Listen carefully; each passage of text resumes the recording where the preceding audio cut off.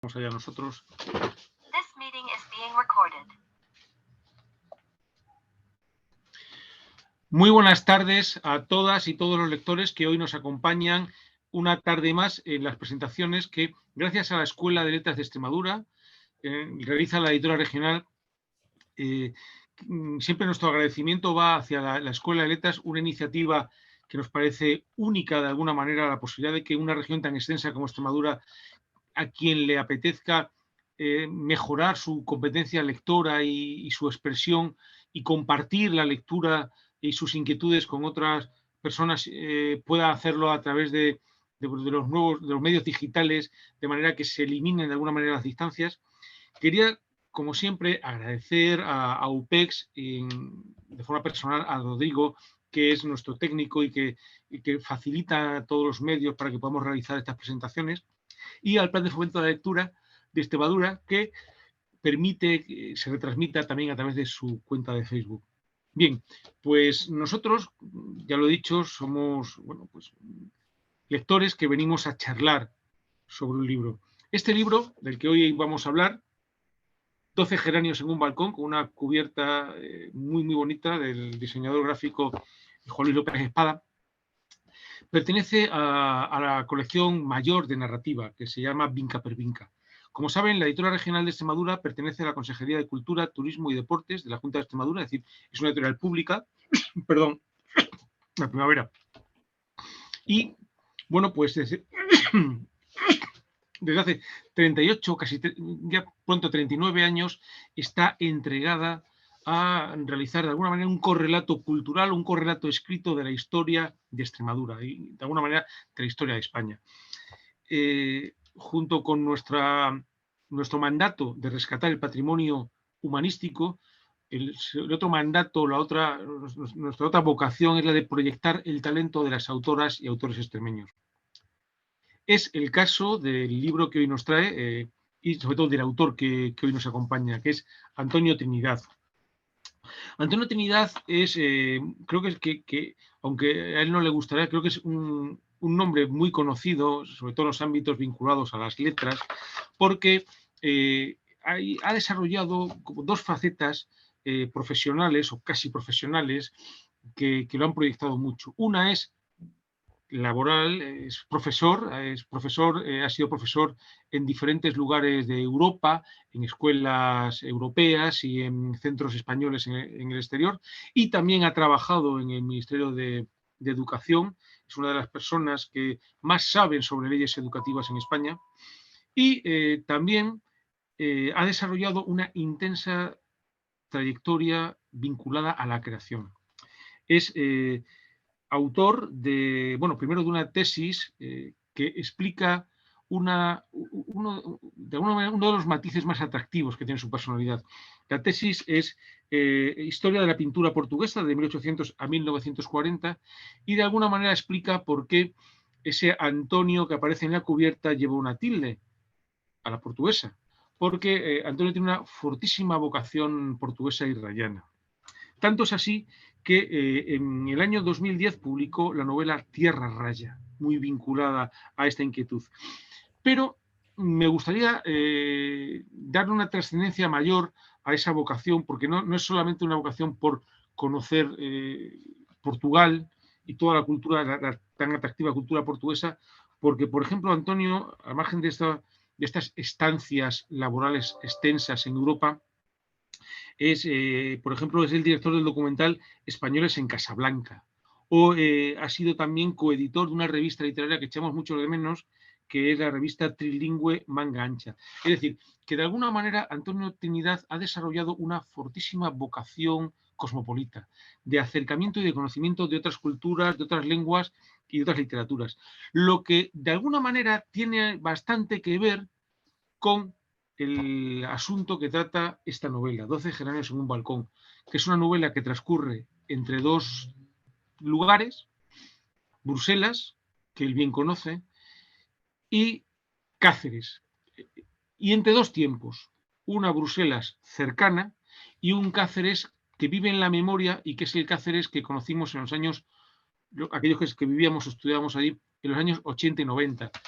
Para algunos puede que sea el Cáceres de la movida, para otros sí que es muy importante, es el Cáceres que, junto con el resto de Extremadura, empieza a tener una vida cultural normalizada y contemporánea.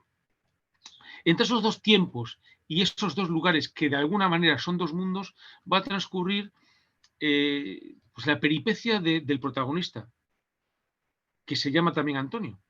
Con lo que y ahora hablaremos de la importancia que tiene esta, si no autoficción, si este elemento biográfico en la novela. La novela se desarrolla en 80 capítulos muy breves y creo que es un texto verdaderamente atractivo. Nosotros estamos, como editora, muy contentos de que esté en Vinca per Vinca, en la colección mayor de narrativa, porque creemos que completa perfectamente el panorama de la literatura contemporánea de Extremadura. Y además lo completa dotándolo de una perspectiva muy de nuestro tiempo.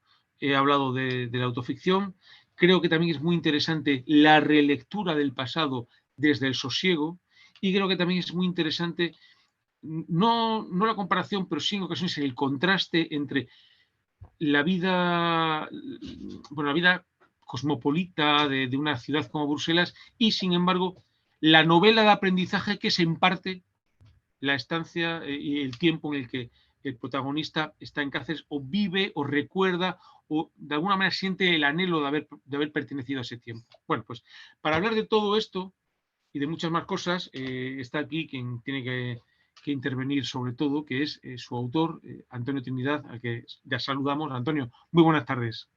Buenas tardes, Luis.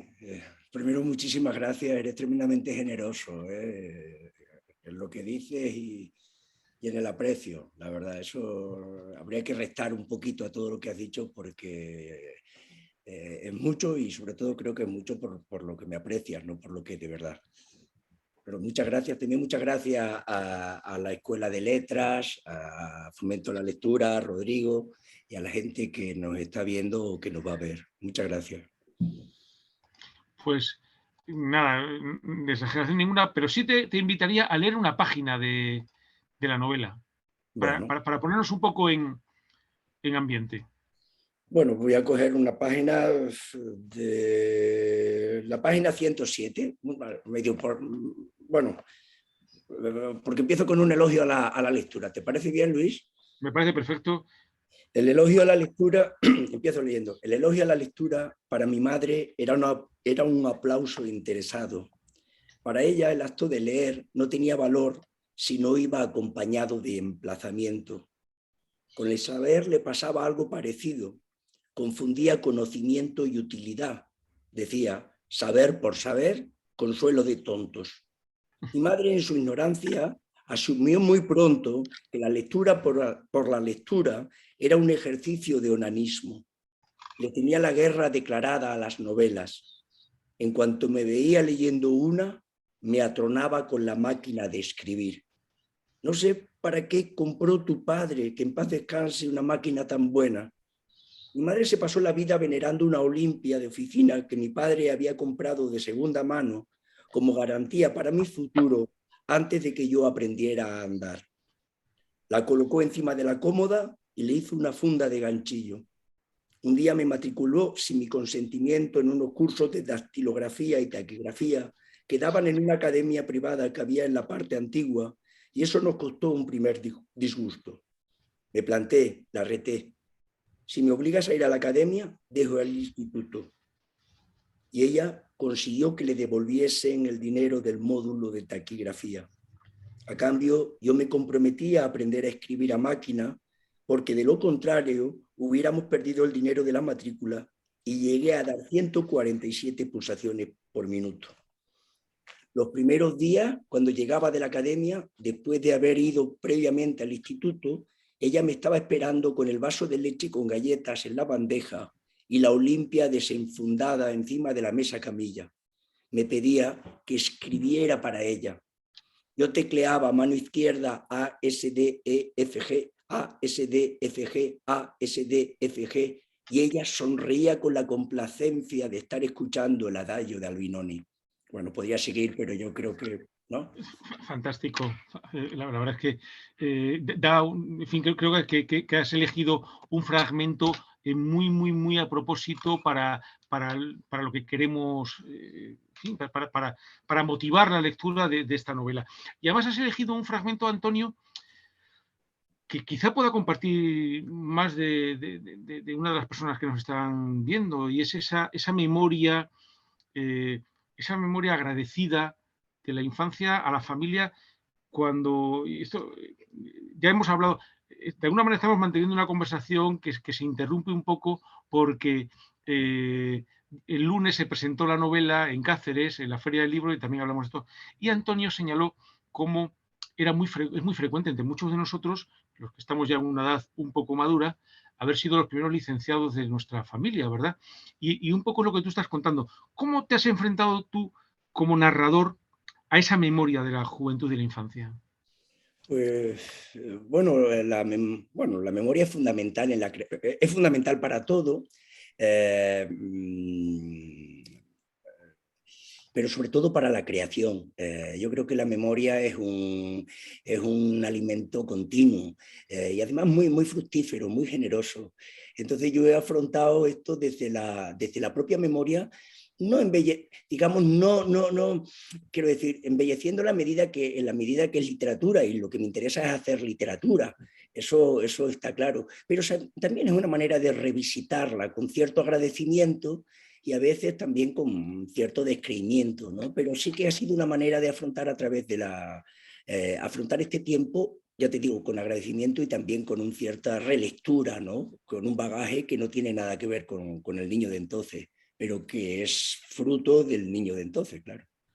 Claro, fíjate que ahora no es infrecuente leer textos no solamente literarios, sino, por ejemplo, en las redes sociales son muy, muy frecuentes, donde se discute, a veces quizá con una frivolidad sobre la nostalgia, ¿no? Se han idealizado mucho, por ejemplo, los 80, desde las decenas de hilos en Twitter, por ejemplo, donde se compara qué podían hacer nuestros padres, qué podemos hacer nosotros, hasta, por ejemplo, pues, nos estaba pensando, por ejemplo, en Feria de Nery Simón, tan discutido y también tan leído, ¿verdad?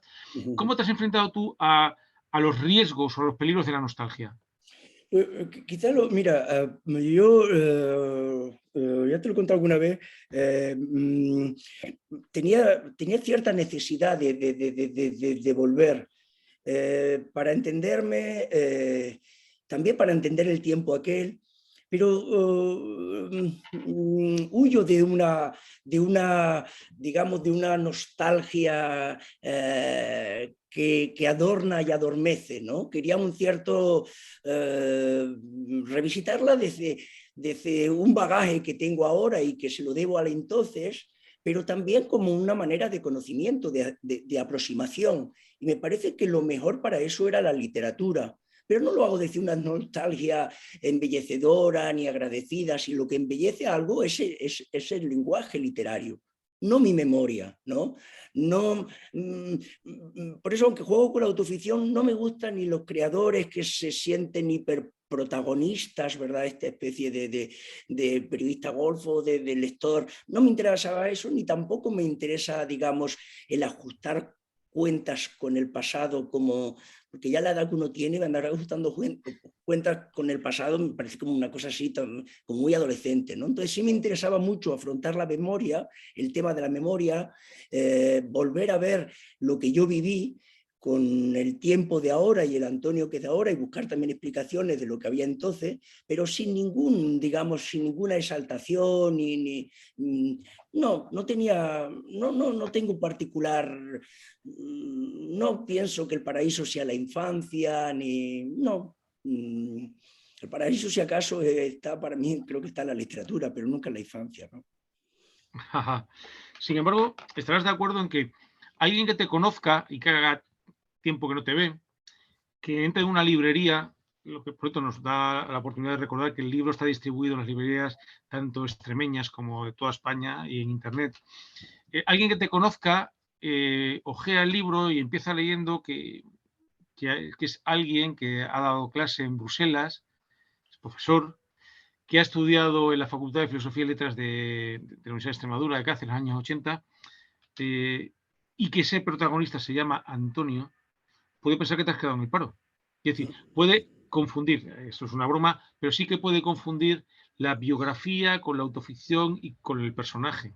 ¿Te has Sí. planteado, has querido incluso confundir al lector? Sí, yo creo que hay una intención más que de confundir, es de andar ahí un poco por los márgenes. Yo empecé queriendo hacer un poco una cierta mofa de la autoficción y de la autobiografía, porque hay a veces, bueno, pues hay tótem de la literatura, que a mí me encanta cómo escriben, pero a veces me resultan un poco, no, entonces no, eso no quería por ahí ni tenía por qué. Pero luego una vez que empecé a jugar con el tiempo, pues sí que me apetecía entrar y salir. Y entonces he jugado con datos, pero sin querer engañar, porque es tan evidente la realidad que tampoco quiero engañar. Es un poco jugar, pero es un juego literario, ¿no? Y entonces, pues, si aparecen dos personajes, pues de uno lo que cuento es verdad, pero el otro no. El protagonista se llama Antonio y la madre, no sé si lo aparece, pero se puede ser Régula, como igual que mi madre, ¿verdad? Es un niño huérfano. Pero ni mi padre murió en la edad que muere el padre del protagonista, ni mi hermana, y todo el mundo sabe que yo tengo una hermana, ¿no? Y que, bueno, y que me conoce más próximo, pues sabe que mi madre está cuidada por mi hermana y que vive con ella, etcétera. Y en la literatura eso no, en la novela eso no aparece. Quiero decir, es siempre un juego de una cosa, de la otra. El personaje vive solo, no ha sido mi caso durante muchos años, se queda en el paro, tampoco ha sido mi caso durante... Es jugar, ¿no? Es jugar un poco con la literatura, con la autoficción, también con lo autobiográfico, pero sin que sea... Sobre todo me interesa la novela, es una novela. Que pueda tener protagonismo es una novela. Y yo no quiero ser testigo ni quiero tener protagonismo, por eso está narrado con una cierta distancia. Es verdad que hay lugares identificables, espacios, sea en Bruselas y sea en Cáceres y alguno más. Es verdad que aparecen personajes, sobre todo cuando tienen que ver con la literatura, ¿no? O con la infancia. Pero es todo un juego, ¿no? La literatura es un juego y si nos lo tomamos demasiado en serio, pues yo creo que nos podemos ensuciar y ensuciar mucho lo que tenemos alrededor. Es un juego y así hay que entenderlo. Es una recreación, un pacto entre el autor y los lectores. Y es un pacto donde todos tenemos que hacer, de saber que es un juego, pero que nos tenemos que creer ese juego. Ya está. No hay más de realidad ni... Claro.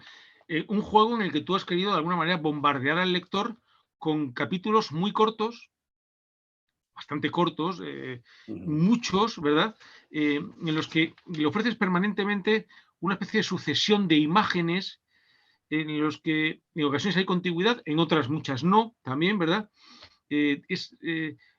¿Por qué esa apuesta por la brevedad en la narración? Sabes que como narrando me interesaba esto, era ir creando un panorama en dos tiempos, crear un panorama en dos tiempos, pero a base de muchas pinceladas que se vayan uniendo luego. Quiero decir, a ver, a mí no me gusta demasiado, aunque soy un lector, me gusta mucho como lector, pero no cuando intento escribir, estas novelas absorbentes que digamos que te guían por todo y que estás como embelesado porque no me llenan, ¿no? Las puedo leer, me entretienen para determinados momentos, pero a la hora de intentar crear me gusta más, pues eso, generar estampas, sensaciones, que sea el lector el que vaya, digamos, quien vaya a leer la novela, que vaya construyendo una realidad. Y entonces para eso esta técnica de ir haciendo como fogonazos de luz, pues me resulta mucho más interesante y además también como ciertas veces, a veces busco un cierto lirismo sin que sea excesivo,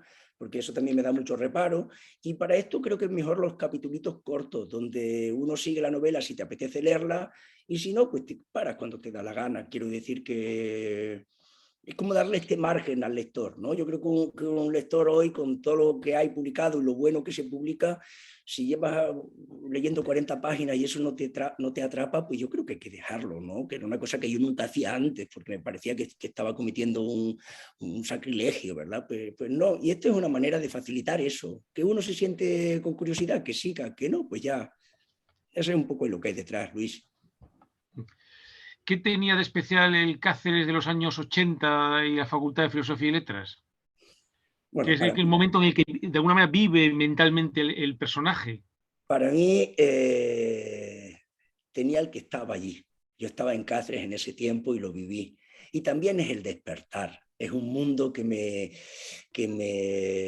sorprende, que me seduce, que me genera mucha, pues me deslumbra, ¿no? Quiero decir, pues yo empecé a estudiar y empecé a esto pues un poco huyendo de la vida dura que me esperaba, ¿no? Me crié con lo que había, sabía cómo se podía vivir y en un momento pues me dio cierto miedo el seguir, bueno, pues coger aceitunas es muy, muy duro, ¿no? Y uno empieza a percibir la realidad y lo que le espera, ¿no? Y empieza a hacer la vida muy previsible y al mismo tiempo empiezas a leer y empiezas a sorprenderte y te vas dando cuenta que la lectura no solo es lo que lees en el libro, sino te sorprende gente como tú, que sabía que leías, que escribías, que... entonces te empiezas a crear ahí una especie de expectativa que empieza a llegar por todos los lados y además hay un elemento de placer, o sea que me despierta el mundo, me despierta muchos mundos, me hace creer que hay otro mundo posible, me hace implicarme afectivamente también en querer cambiar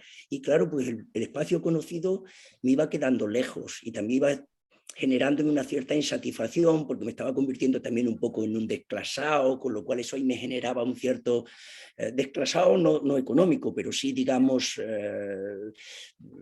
no sé, de conocimiento, ¿no? Entonces ahí me iba generando, y ese Cáceres para un niño de pueblo fue espectacular, porque verdaderamente pues, pudimos a llegar a tener como una universidad, es que se convirtió en un pequeño, ¿no? Un pequeño paraíso para los que les gustaban, por lo menos yo lo vivía así, pero bueno, no quiero decir que fuera un paraíso, que fuera feliz, pues allí me lo pasé muy, quiero decir, hubo días muy jodidos, claro. Claro. Es interesante que junto con esa imagen paradisíaca o arcádica que, que comparte mucha, o que hemos oído a muchos compañeros, ¿verdad?, de los años, que tengo la impresión de que tienen que ver sobre todo con que éramos jóvenes y no, Mucho, mucho, mucho. en fin, que podías salir una noche y al día siguiente estabas estupendo y todas esas cosas. Sin embargo, con esa materia tú has conseguido crear un personaje que vive mentalmente en otro mundo a veces, o mucho tiempo. Y es verdad que claro, uno lee con muchas expectativas. Imagino que un lector que vea la cubierta, que nos parece muy bonita, con los claveles, o sea, los geranios, perdón, y le atraerá eh, y lo leerá con el contexto que sea. Nosotros lo hemos leído con un contexto que es el contexto del 2021, que es el contexto de los problemas enormes de refugiados y la discusión sobre la inmigración. Es un fenómeno muy el de vivir en otro sitio diferente al tuyo, vinculado a estos movimientos pues, demográficos enormes de refugiados. Fíjate ahora en Ucrania. Tú aparte de la propia vivencia, como profesor en muchísimos lugares, has sentido esa dicotomía entre estar en un sitio y vivir en otro mentalmente. Sí, sí, mira, yo hace muchos años que me acompaña un verso de Cristina Pérez Rossi, que dice partir es partirse en dos. Y eso es verdad, desde el momento que uno sale, yo creo que pasa desde el momento que uno empieza a transgredir del espacio donde él vive. Por ejemplo, también hay un primer partir que es entrar en la universidad y ese a partir de ahí empieza a ser de aquí. Y luego hay uno que es físico y es uno se va del sitio donde nace porque tiene dentro un algo que te ladra, ¿no? Y que te hace buscar, pero nunca te acabas de ir y terminas viviendo en una especie de dicotomía, en un juego que es a veces muy estimulante, pero a veces también es un poco perverso. Y andas viviendo en sitios muy distintos, pero nunca te acabas de ir de tu pueblo, nunca te acabas de ir del sitio donde estás, ¿no? Y acabas teniendo siempre una cierta lectura, bueno, pues una lectura de la infancia. Por algo se dice también que la infancia es, no sé, que es como el ADN de la memoria, ¿no? O, bueno, no sé si el ADN o de lo que somos realmente. Entonces yo creo que uno no se acaba de ir nunca, por lo menos yo nunca me fui del todo. Y de aquellas partes que me he querido alejar más, es de las que consigo desprenderme menos. Y de hecho el libro hay un juego así continuo, quiero decir, intencionado, en este ir y volver, estoy, me vuelvo.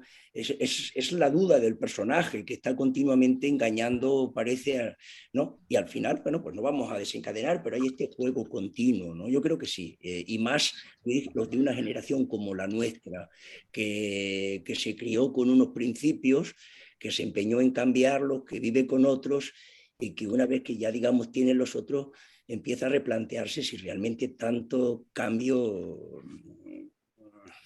en fin, pues entonces es este juego un poco circular. Y ese partirse, yo creo que tiene mucho de circular, Luis.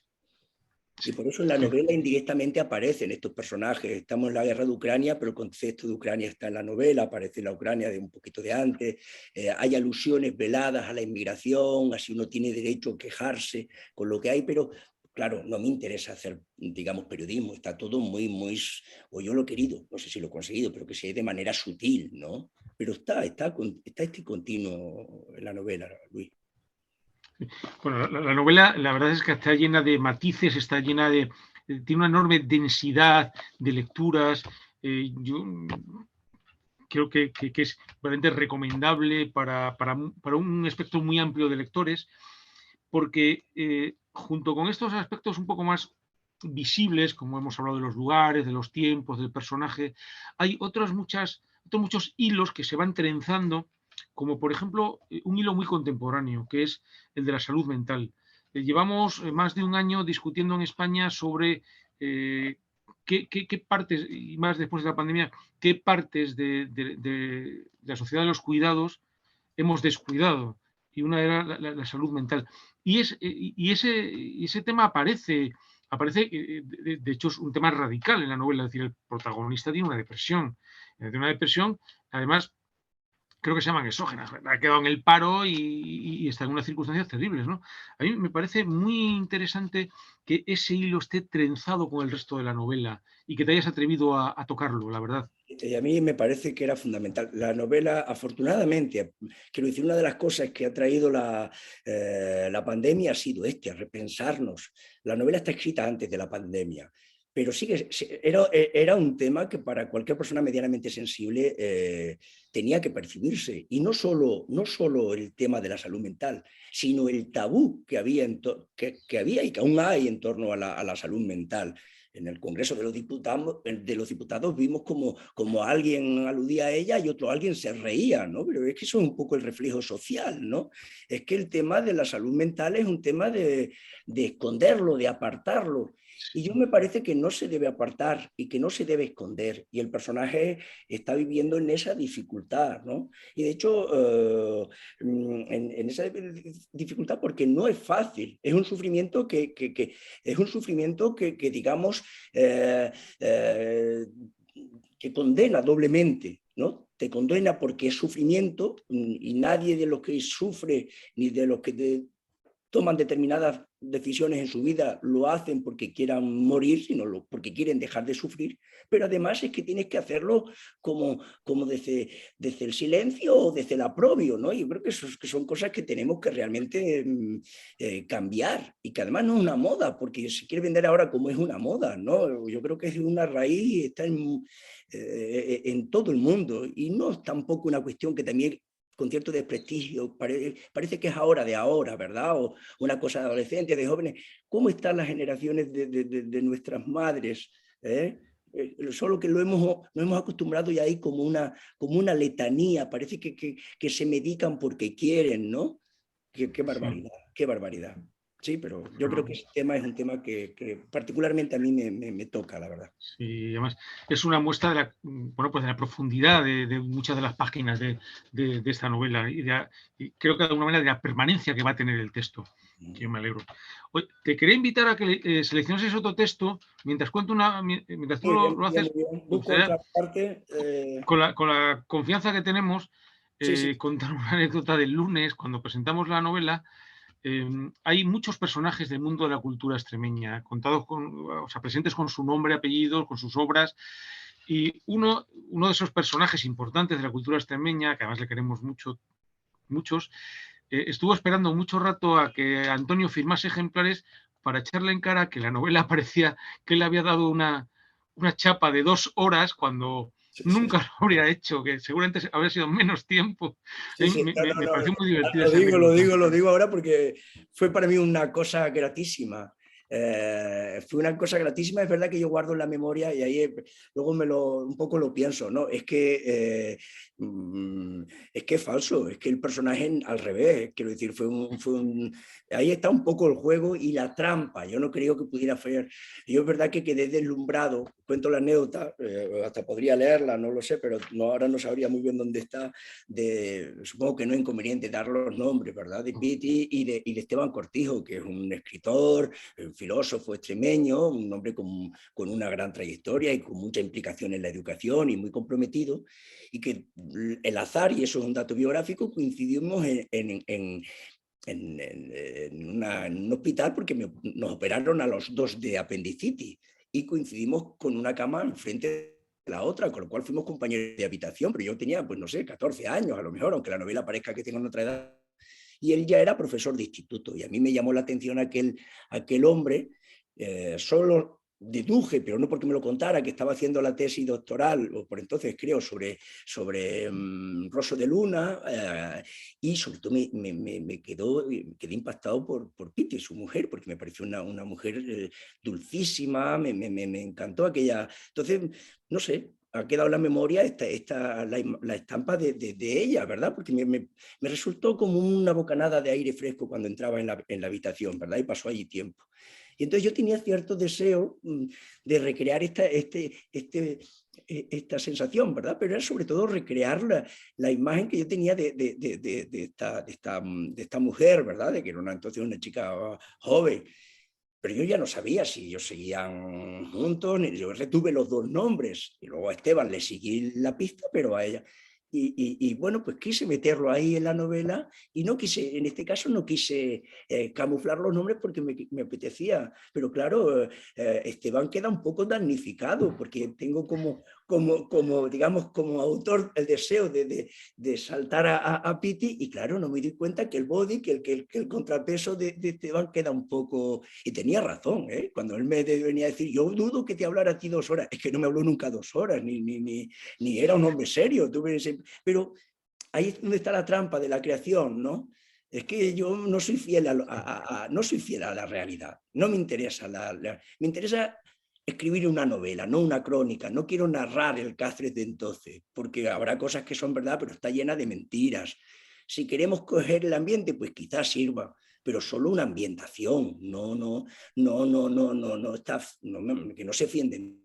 Soy un mentiroso, ¿no? Decía Pessoa, lo del poeta es un fingidor que finge tan sinceramente que acaba por fingir que es dolor el dolor que de veras siente. Pues aquí hay un juego así, ¿no? Entre ser sincero, pero sin ser real lo que cuento. Y Esteban, pues que fue perjudicado, ¿no? De cualquier manera, Pitti fue una mujer encantadora, la verdad. A ella la recuerdo como una chica encantadora.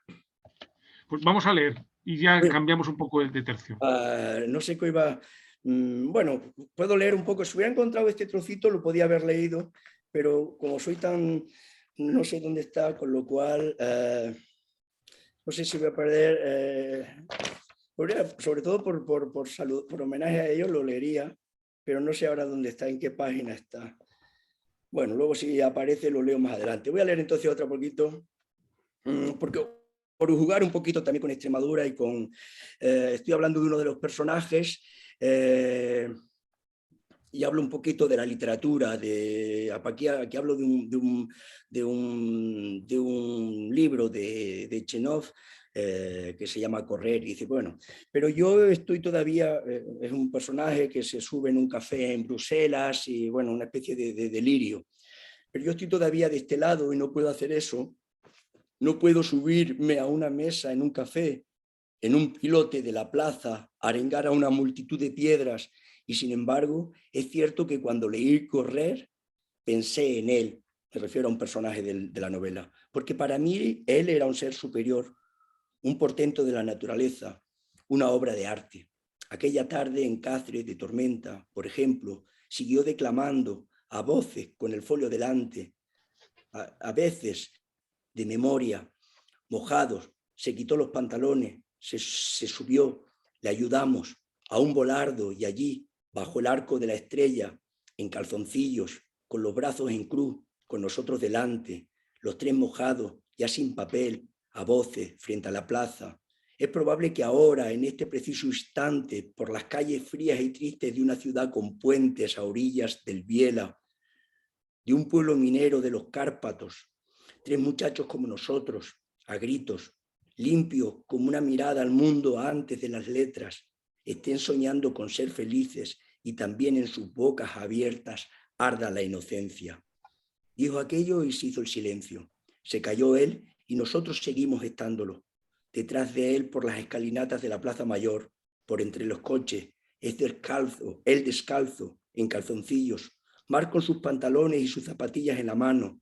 Se los devolvió en el estanco de las 4 esquinas y desde allí lo vimos alejarse sin despedirse. Así lo recuerdo ahora, andando calle abajo, camino de la Audiencia, de espaldas, descalzo, en calzoncillos, como un San Juan Bautista en delirio místico, pisando las aguas del Jordán. Y termina el párrafo. De la calle Margallo subían las almodias del Nano, su inocencia de cruz y estampitas, más de Cáceres que el Nano, se dice ahora. Mañana otra vez llueve, dijo aquella tarde Mar. Me cuesta creer que todo esto fuera cierto, que no nos diéramos cuenta de lo que nos estaba cayendo encima. Pero yo entonces lo admiraba con la ceguera con la que solo se admira a los compañeros de pupitre. Por eso no advertí nada ni pude prevenir a Mar. Leo en purga que podría haberle ocurrido a la hija de Teodoro Cruz por haberse ahorcado tan joven, y pienso en Mar. Yo lo supe entonces, pero no abrí la boca. Nadie me preguntó y yo no dije nada. Me faltó valor para seguir a Mar y me sobró tiempo para salir corriendo. Hasta hoy he guardado un silencio absoluto sobre todo aquello. Bueno, ahí seguía el... Sí, fantástico. Oye, ahora que has hablado de eso y que has leído sobre Cáceres, tú llevas viviendo fuera de Extremadura décadas. Sí. ¿Cómo encuentras Extremadura cuando vuelves? Pues la encuentro muy cambiada para mejor. Yo creo que, a ver, sin caer en el elogio fácil, ni como aparece en el libro, ¿verdad? Sin la exaltación de la vida de aldea, ni nada de esto. Yo creo que hay que saber, a veces hay que salir para dar cuenta de la calidad de vida que tenemos. Con esto no quiere decir que no haya que cambiar muchas cosas. Yo creo que hay que cambiar muchas cosas, sobre todo de la mentalidad, y ir generando una cierta sensación de que la gente sea como le dé la gana y que pueda hacerlo en el sitio donde quiere, y a ser posible en su sitio, ¿verdad? Entonces yo sí que cambiaría esta especie de esta mezquindad a veces de la observación directa, pero prescindiendo de eso, yo creo que hoy en Extremadura se vive muy bien, o se puede vivir muy bien, y que tenemos un pequeño, bueno, y ahora en primavera, vivimos en un jardín, es decir, pero vivimos en un jardín. Entonces yo creo que en mi tierra tiene muchas cosas que puede mejorar, pero tiene muchas cosas para sentirse contento y satisfecho. Y creo que también, bueno, o sea, a lo mejor me ciega un poco el que soy de allí, ¿no? Pero creo que tenemos o que la gente extremeña tiene un carácter particularmente sano, o yo lo veo así, lo percibo así, con una cierta sanote, sobre todo con lo de fuera, ¿sabes? Podemos tener ciertas mezquindades, pero no deja de ser una cosita muy de casa, ¿no? Por fuera, en general, a mí me parece que Extremadura es una tierra, la verdad, para querer. Y no me extraña que mucha gente quiera vivir aquí. Sí, soy muy agradecido en ese sentido, pero no creas que me ciega no creo que me ciegue el hecho de ser extremeño. Es más bien el resultado de haber vivido en muchos sitios. Sí, de haber vivido en muchos sitios y de tener curiosidad por muchos sitios también, porque de esa trayectoria que hemos leído y que aparece en la solapa del libro, tu interés por Europa en general, sobre todo es en Francia, en Francia y Bélgica donde más has trabajado, por Portugal, por Marruecos. ¿Qué te aporta esa curiosidad y ese conocimiento? Bueno, yo creo que eso tiene mucho que ver con uno mismo, ¿no? Hay una cierta, bueno, y también ¿para qué voy a decir, por qué no decirlo también? Con un cierto desasosiego, ¿no? Hay una parte siempre también como de una cierta insatisfacción, pero al mismo tiempo cierta curiosidad, ¿no? Creo que la insatisfacción genera un cierto motor que se ve muy estimulada por la curiosidad, el querer ver, el querer conocer, que también arranca del niño que se crió en un pueblo pequeño y que admiraba a la gente cuando venían de fuera y cuando hablaban otras lenguas y lo hacían con facilidad, ¿verdad? Cuando allí tú veías un poco la vida muy ordenada y muy... Entonces venía alguien de fuera, pues iluminaba, ¿verdad? Entonces quizás de ahí, no sé de dónde me nace ese deseo de conocer, esa curiosidad un poco, que es lo que trato de narrar a veces en la novela, la curiosidad a las letras, porque por ahí me empezó a venir mucho, mucho del mundo que yo quería ver. Y luego pues ahí aumentó las ganas de verlo y por eso quizá haya tenido que vivir. Entonces es una mezcla de todo, Luis, digamos, de cierta, no sé, no voy a decir desazón, pero cierto deseo de querer, pero al mismo tiempo también cierta curiosidad por saber, ¿no? Se mezcla un poco todo, pero... Y al mismo tiempo, a veces es como una especie de reafirmación continua, ¿no? Yo quiero terminar en Extremadura y no creo que sea por ninguna cosa, sino porque creo que es un sitio muy bueno para, bueno, yo creo que es el sitio donde yo quiero terminar, la verdad, y con cierto Oye, tiempo. entre las muchas personas que nos están viendo, están nombres muy vinculados a tu trayectoria y a la revista Manga Ancha. Estoy viendo algunas de las compañeras. ¿Cuándo vuelve a Manga Ancha?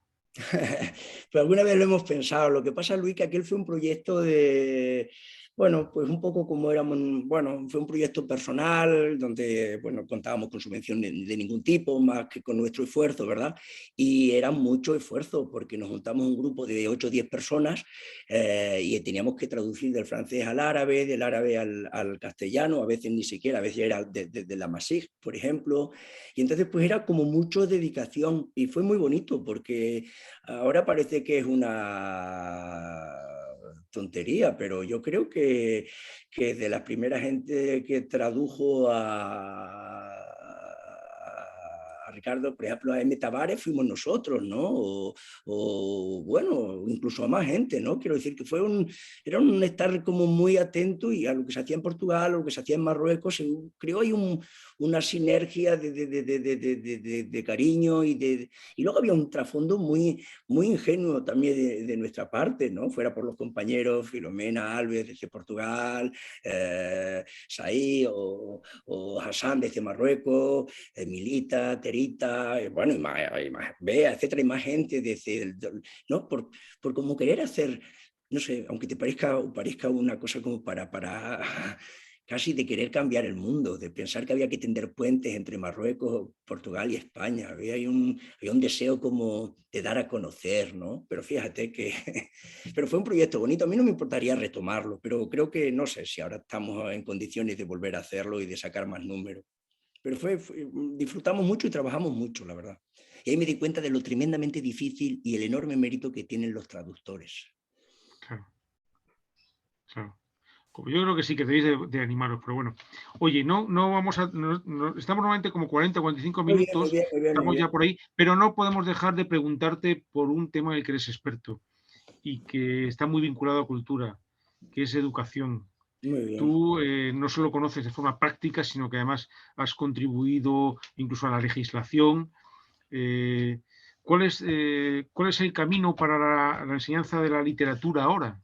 Bueno, Tú que trabajas la realización permanentemente. muy modestamente. Pero mira, yo creo que la literatura, la verdad que creo que pasa por quitarnos ciertos prejuicios y ciertas telarañas y dejarnos de querer que los niños con 8 años o con 10 años o con 12 años lean claro, clásicos. Yo creo que lo bueno es que se vayan acercando.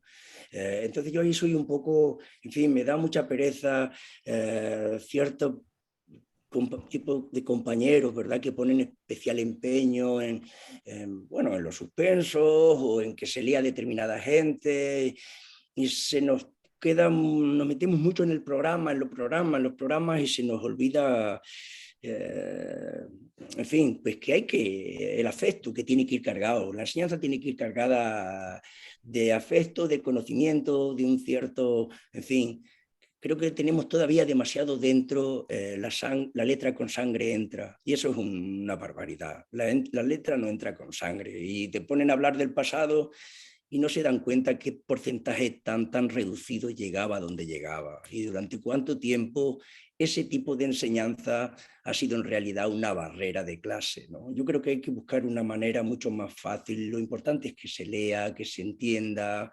Si se sigue enseñando en los institutos, aunque parezca una barbaridad, lengua como si se estuviera enseñando a filólogos. Si seguimos haciendo ahí dedicándole una de horas a la sintaxis, que está muy bonita y que es muy interesante y que además que es casi aditiva, pero hombre, para nosotros puede ser que sí, pero machacar a los chavales con la oración compleja, ¿cuántas horas lleva eso? ¿Cuántos textos se dejan de leer, verdad? Yo creo que ahí, en fin, yo ahí soy un poco, bueno, yo creo que lo importante es que se lea y que los niños se puede ser disfruten, porque si queremos que lean, tiene que ser por ahí, porque los atrapemos por ahí. Y hay que intentar que lean cuantos más mejor, y que sobre todo lean también muchos de los que no ven leer en clase, ni en casa, porque a esa gente tiene que rescatarse de la literatura también. La literatura también tiene que ser para ellos, y no un ejercicio de, repito una palabra del libro, un ejercicio de onanismo, que no, que por ahí no vamos a ningún lado. O eso es lo que yo pienso, con todo el respeto. Fantástico, Para que muy no de acuerdo. ¿Por qué no terminamos leyendo algo? Pues bueno, no sé, ¿cuál podríamos, un trocito más podría leer por aquí? Bueno, pues no sé si... bueno, voy a leer un poquito, por una larga hablamos del elogio a la lectura, voy a hablar un poquito así, es una cosa improvisada totalmente. Chupa al carro no solo iba poco a clase y se sentaba sola y atrás, sino que además repetía continuamente la palabra puto y se pasaba los recreos leyendo los libros que le prestaba su hermano. Su autor preferido era Camus. Una vez me dijo: es como tú, se quedó huérfano de niño y su madre era prácticamente analfabeta. Pero, sin embargo, date cuenta, llegó a ser un ser único, un animal sin especie. Estoy seguro de que ella lo dijo con cariño, para animarme, hasta incluso con cierta admiración, pero me ofendió. Mi madre no es analfabeta, sabe leer y escribir, pero ¿se entera de lo que lee? Un poco. ¿Sabe expresar por escrito lo que piensa? No, eso no. Entonces lo es, funcional, pero lo es. Le di la razón, pero no me quedé convencido. No de que mi madre no fuera analfabeta, sino de que no lo fuéramos también ella y yo. Me dije: ¿expresar por escrito? Si ese es el criterio, en el mundo hay muchos más analfabetos de lo que reflejan las estadísticas. Aunque no estaba de acuerdo con Chus, verla leyendo en los recreos me hizo afianzarme en el convencimiento de la importancia de la lectura, no solo porque leyendo se aprende y el saber ocupa el lugar de la ignorancia, sino porque me di cuenta de que leer es también una forma de quererse. Me dije: Chus se entera de la mitad de lo que dice Camus, pero se siente superior al resto de la clase porque está leyendo El extranjero. Mi madre, sin embargo, engaña al del banco. Si no le importa, se hace usted el favor. He olvidado las gafas, qué cabeza. Le miente para que él le lea lo que ella tiene que firmar, porque no quiere que se entere de que es analfabeta, ni firmar nada sin saber lo que pone encima de su nombre. Una exhibe su gesto y la otra esconde su vergüenza. Esa revelación de la diferencia, unida a lo heladas que se me quedaban las manos cuando tenía que coger aceitunas en los días fríos del invierno, más el asco que me daba la grasa en los periodos de matanza y lo sacrificado del trabajo en el campo, todo eso contribuyó a mi aprecio por la literatura mucho más que la trama de las novelas y la calidad de sus autores. El saber es de una ayuda inestimable y el analfabetismo una minoría de edad eterna. Lo encontré escrito en el lector de Bernard Sling y así, etcétera, etcétera, etcétera. Es un cierto elogio a bueno, ya está la lectura. Podía seguir porque luego el personaje enlaza con otros elementos de la novela, etcétera, pero ya solo es por rematar con algo que hablábamos de la lectura. Pues fantástico. Tienes en el chat, pues has tenido muchísima asistencia, tienes recuerdos desde Nápoles, de Galicia, bueno, hay un montón que ahora lo podrás ver. Nosotros estamos muy, muy contentos de haber charlado contigo y bueno, pues para todas y todos los que nos están viendo, 12 geranios en un balcón, la colección Vinca per Vinca de la Editorial Regional de Extremadura, en librerías, en web, en todos tus libros.